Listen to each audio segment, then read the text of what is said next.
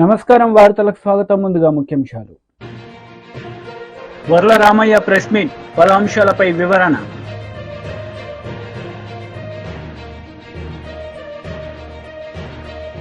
YCP leader Merugu Nagarjuna press meet, పలు అంశాలపై వివరణ.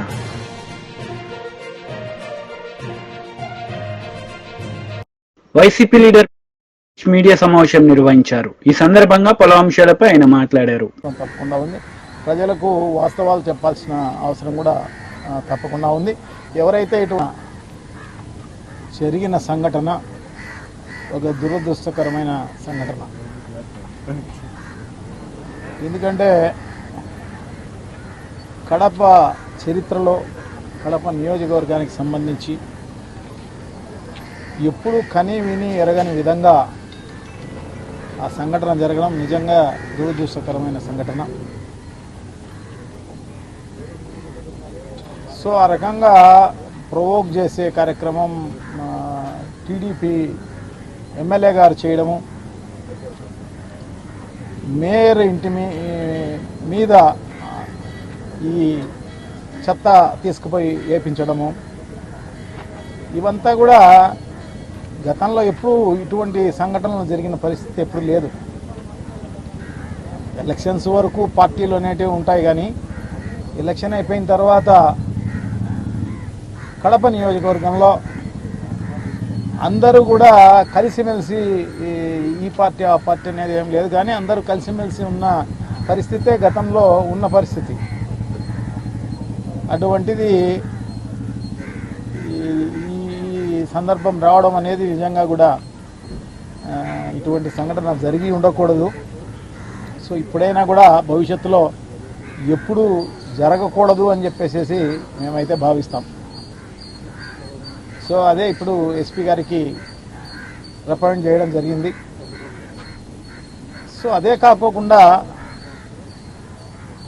చెత్త నిర్వహణ అనేది మున్సిపల్ కార్పొరేషన్దే, అదే దాంట్లో స్థానిక సంస్థలదే.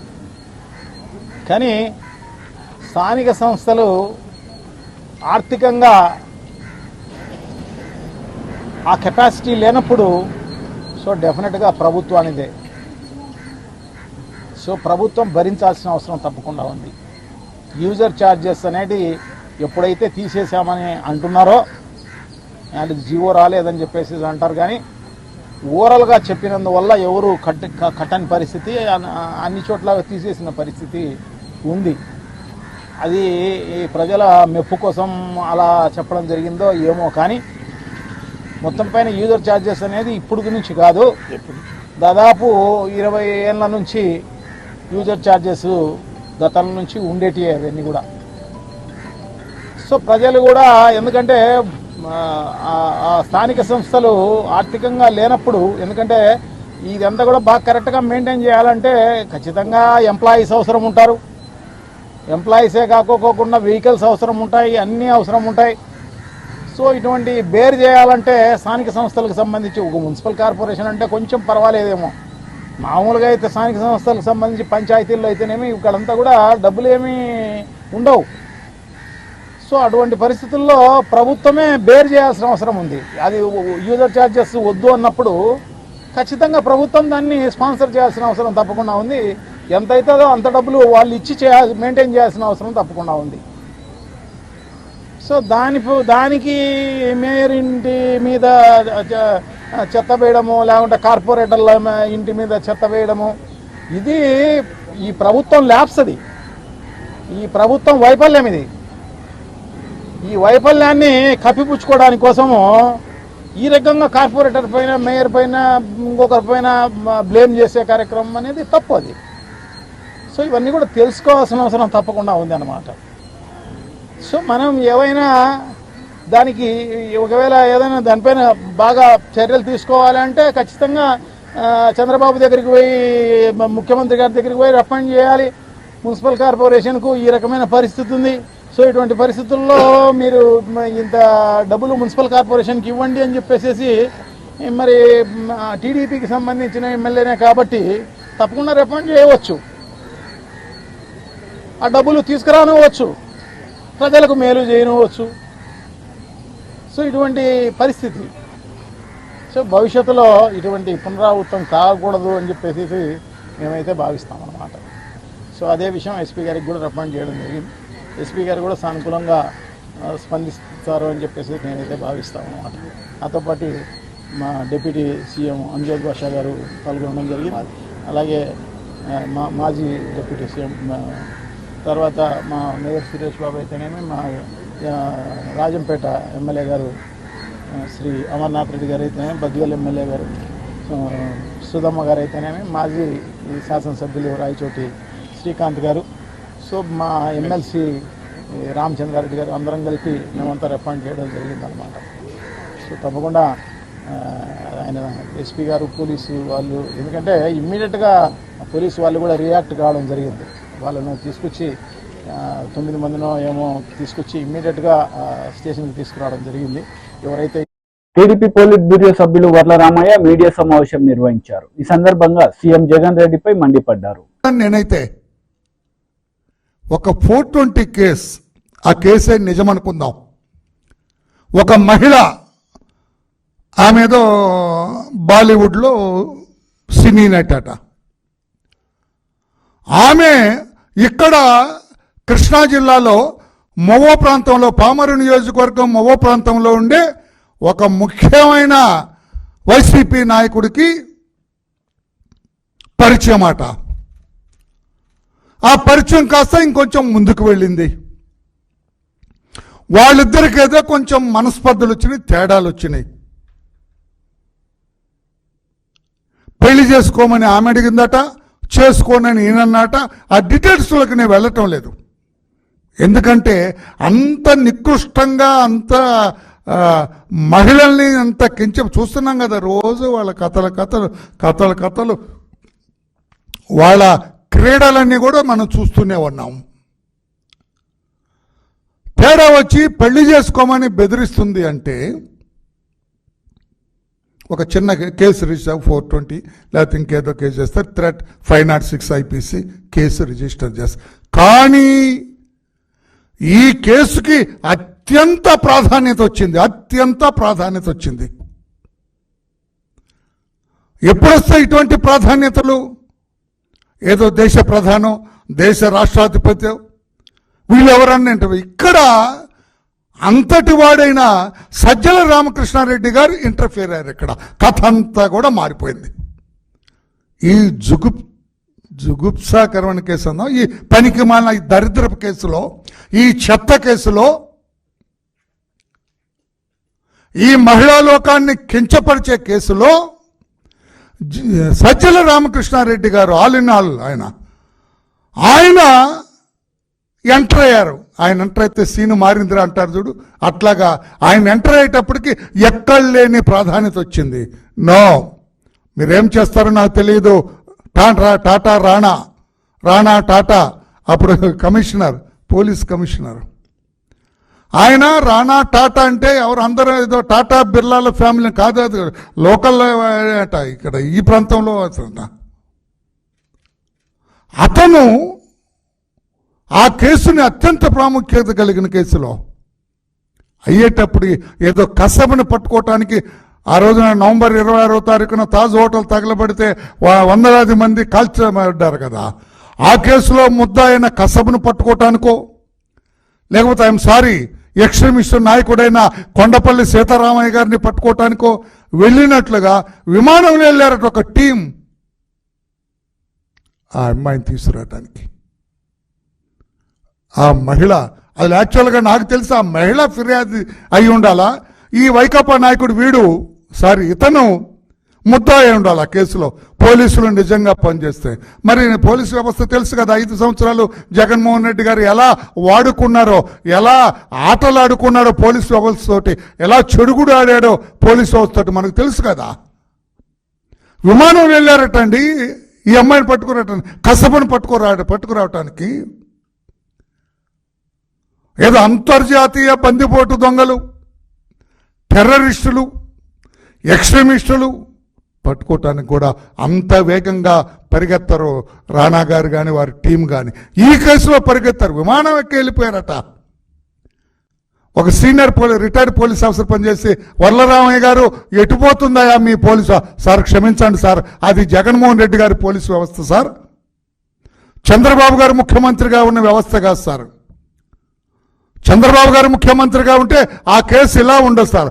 ఆ అమ్మాయి కేసు పెడుతుంది, వీడిని తన్ని తీసుకెళ్లి లోపలేస్తాం. జగన్మోహన్ రెడ్డి గారు కాబట్టి రివర్స్ అయింది అది. ఆ అమ్మాయిని తీసుకొచ్చేటండి మీరు కూడా ఉన్న నిజాలు కొంచెం నిర్భయంగా రాయండి సార్. చంద్రబాబు గారి ప్రభుత్వం కదా, మీకంటే ఫ్రీడమ్ స్వేచ్ఛ ఉంది కదా. ఆయనంటే GO1 అని అదని ఇదని తీసుకొచ్చి మిమ్మల్ని కూడా ఇబ్బంది. కాంగ్రెస్ నేతలు మీడియా సమావేశం నిర్వహించారు. ఈ సందర్భంగా పలు అంశాలపై వారు మాట్లాడారు. जाहिर है इस देश की रीढ़ की हड्डी किसान है। जाहिर है कि जो किसान धरती का कलेजा फाड़कर अन्न उगाता है, उसको चिंता नहीं कि गर्मी हो, आंधी हो, पानी हो, बरसात हो, ओले हो, वो अन्न उगाता है, हमारा पेट पालता है। उस किसान को अगर बलात्कारी और हत्यारा कहा जाएगा तो आक्रोश होगा। और एक बात यह भी सच है कि किसान चाहे पंजाब का हो, चाहे हरियाणा का हो, चाहे उत्तर प्रदेश का हो, चाहे कर्नाटका का हो, यह असम्मान तो कोई नहीं सहेगा। तो आक्रोश बहुत हुआ और सवाल हुआ बीजेपी से कि क्या ये आपकी सांसद कह रही हैं या ये आपका आधिकारिक स्टैंड है? क्या आप भी आंदोलन करने वाले किसानों को, हक के लिए लड़ने वाले किसानों को हत्यारा और बलात्कारी बताते हैं? क्या ये आपकी सरकार का मत है? क्या ये आपका मत है? अपना स्टैंड क्लियर कीजिए। तो आज एक रेयर मूव में, क्योंकि हरियाणा का चुनाव भी पास में है और आगामी हार तो ऐसी है कि चुनाव टालने की मांग हो रही है। पता है कि 240 पर लाकर देश के मजदूर और किसानों ने सबक सिखाया है, अभी हरियाणा बिस्तर बोरिया बंधवाने वाला है।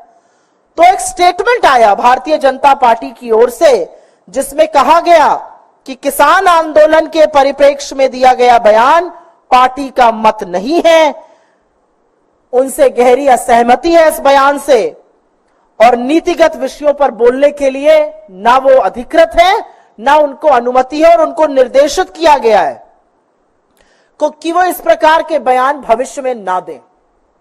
तो हमारे इस मंच से कुछ सवाल हैं। आपकी चुनी हुई सांसद है, चहेती सांसद है, बड़ी लोकप्रिय है आप लोगों के पार्टी में। अगर ये उनका मत नहीं है, अगर आपकी पार्टी का ये मत नहीं है, तो निकाल बाहर करिए ऐसे सांसद को। ये मैं हृदय से माफ करने वाली राजनीति अब नहीं चलेगी 2024 में। प्रज्ञा ठाकुर गोडसे की पुजारी को हृदय से माफ नहीं कर पा रहे थे, अब ये हमारा मत कह के पलड़ा झाड़ने हम नहीं देंगे।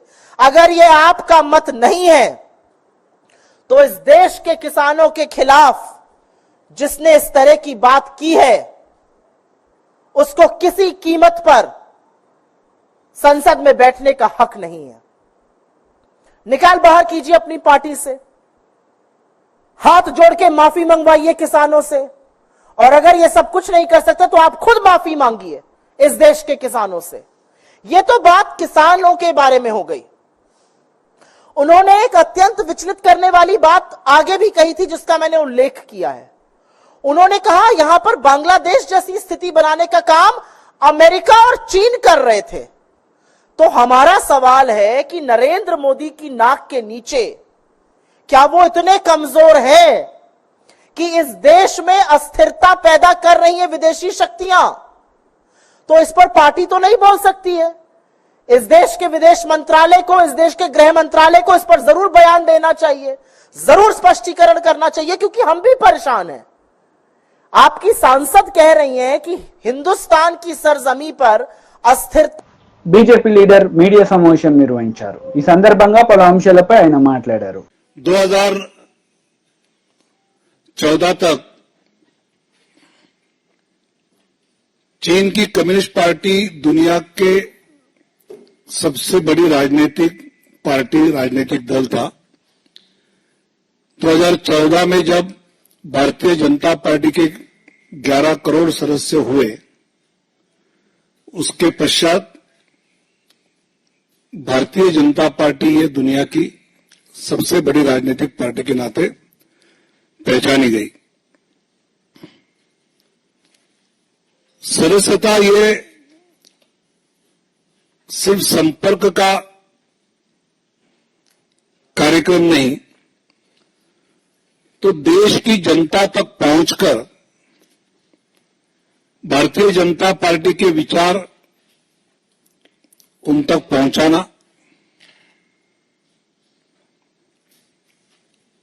भारतीय जनता पार्टी की सरकार ने जो काम किए हैं उसकी जानकारी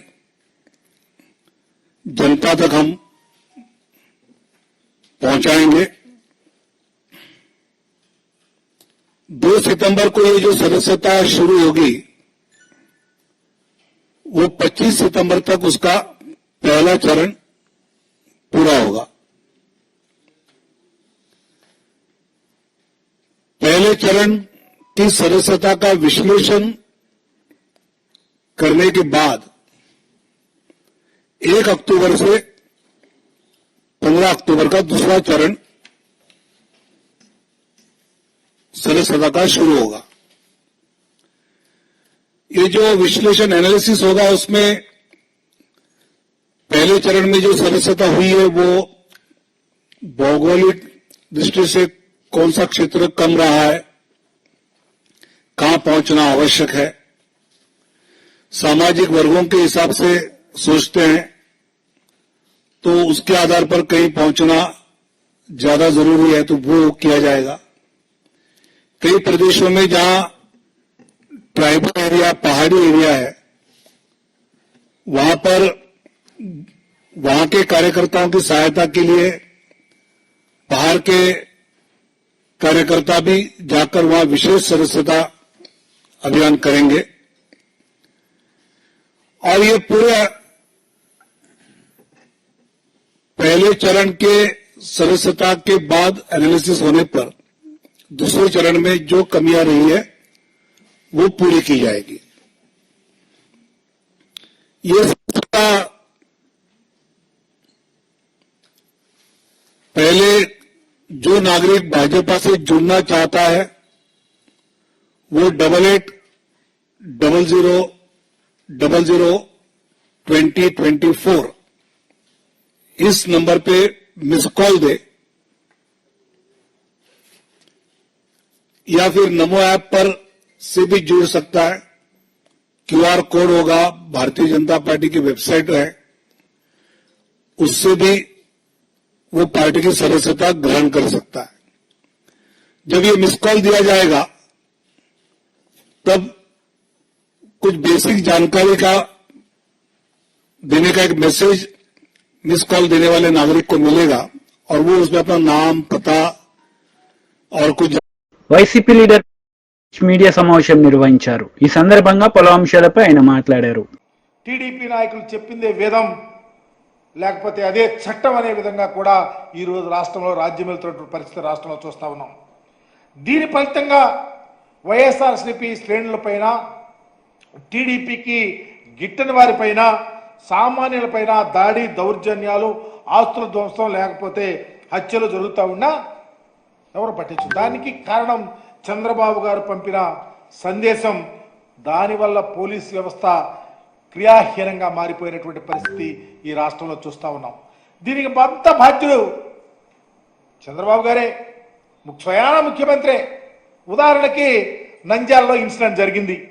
నంద్యాల సమీపంలో సీతారాంపురంలో సుబ్బారాయుడు హత్య, అయ్యా నన్ను చంపేస్తా ఉన్నారు, నా పోలీసులు సపోర్ట్ కావాలి, నన్ను రక్షించందని గగ్గోలు పెడితే ఆయన ఉన్న ప్రాంతం ఎంత దూరం, పోలీసు జిల్లా యంత్రాంగానికి 15 కిలోమీటర్ల దూరంలో ఉంటే ఒక్క పోలీసు కూడా వెళ్ళాల. దానికి కారణం చంద్రబాబు గారు ఇచ్చిన లైన్. ఏం చేస్తే ఏం జరుగుతుందో, చివరికి మా మీదకే వస్తుందని పోలీసులు భయపడి ఇలాంటి దురాఘాతాలు కూడా ఈ రాష్ట్రంలో జరుగుతున్న తీరు చాలా బాధాకరం. నిజంగా వ్యవస్థ ఒక ప్రక్కకి వెళ్ళిపోతా ఉన్నా నిమ్మకు రేనెత్తేట్టు అధికారాన్ని నడిపే వ్యక్తి తనకు కావలసిన విధంగా ఈరోజు ఈ రాష్ట్రంలో పరిపాలన చేస్తా ఉన్నాడంటే ఎంత బాధ్యతారాహిత్యంగా ఉన్నాడో దీనికి కారణం ఈ రాష్ట్ర ముఖ్యమంత్రి కాదా అని నేను అడుగుతా ఉన్నా. నేను ఇలాంటి చంద్రబాబు నాయుడు గారు ఇలా తప్పుడు సంకేతాలు, తన మాట వినని ఐఏఎస్ ఐపీఎస్ అధికారుల మీద వాళ్ళ ప్లాన్ ప్రకారం వారిని బ్యాట్ చేస్తూ భయభ్రాంతులు చేస్తున్న తీరు ఈ రాష్ట్రంలో కాదు, నిజంగా దేశంలో ఉన్నటువంటి ఈ పోలీసు ఐఏఎస్ ఐపీఎస్ అధికారుల వ్యవస్థకు కళంకితమయ్యే పరిస్థితి వస్తూ ఉంది. దానికి హాజ్యుడు చంద్రబాబు నాయుడు గారు అని చెప్పడానికి ఏమాత్రము వెనుకాడుస్తుంది. ఈ విధంగా చేయటం వల్ల, ఈ విధంగా వ్యవస్థ నడపటం వల్ల ఈ రాష్ట్రంలో రాజకీయ కక్షలతో ఒక ప్రక్క తలలు తెగిపడుతున్నా, మానభంగాలు జరుగుతూ ఉన్నా, ఏం జరుగుతూ ఉన్నా ఈ రాష్ట్రంలో నిమ్మకి నీరెత్తినట్టు వ్యవస్థలు ఆగిపోయి కళ్ళు లేని కబోజుల్లాగా ఉంటే ఈ విధంగా ఏమనుకోవాలి? చివరికి ప్రజలను రక్షించాల్సినటువంటి పోలీసులే ఈరోజు తమకు తాను రక్షించుకోవటానికి చివరికి ఆత్మరక్షణలోకి వెళ్ళిపోయారంటే దీనికి బాధ్యత చంద్రబాబు గారి యొక్క ఆలోచన సరళి, ఆయన పరిపాలన తీరు అని మాత్రం పూర్తిగా అర్థమవుతా ఉంది.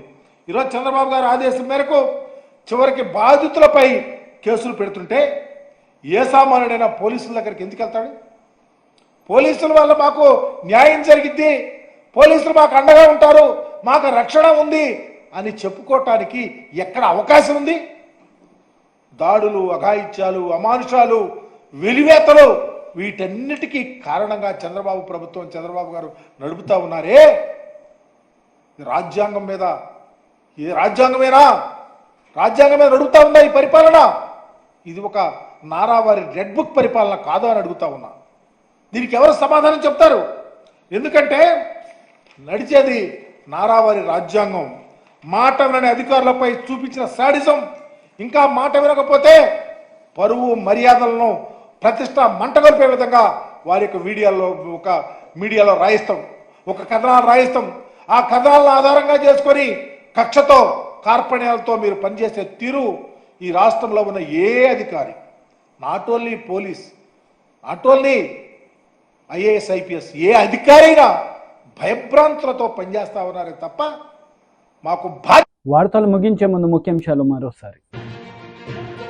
వర్ల రామయ్య ప్రెస్ మీట్, పలు అంశాలపై వివరణ.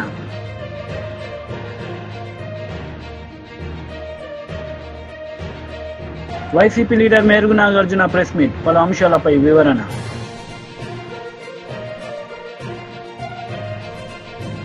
ఈ వార్తలు ఇంతటితో సమాప్తం. తిరిగి ప్రసారమయ్యే వార్తల్లో మళ్ళీ కలుద్దాం. అంతవరకు సెలవు. నమస్తే.